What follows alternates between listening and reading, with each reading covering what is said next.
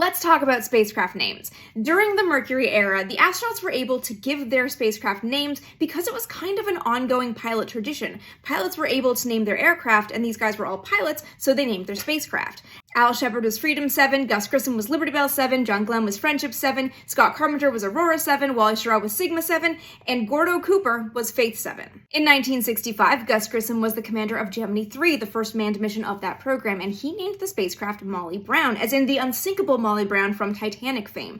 This was, of course, a reference to the fact that the Liberty Bell 7 sunk from underneath him and nearly killed him. He wanted something unsinkable. NASA didn't like the name. It felt too flippant, which is why none of the other Gemini spacecraft had names. They just used their number as a call sign. And that persisted into Apollo until Apollo 9, the first time that the two spacecraft had to actually fly separately. At that point, the command module and the lunar module both got a separate name for the sake of clarity of who was speaking and to whom they were speaking. The call signs ended up being a little bit interchangeable. They would call up to Charlie Brown or they would call up to Apollo 10 unless they were separated. That was the whole point. So that's it. That's why some spacecraft have names and some don't. Also, shirt link in my bio.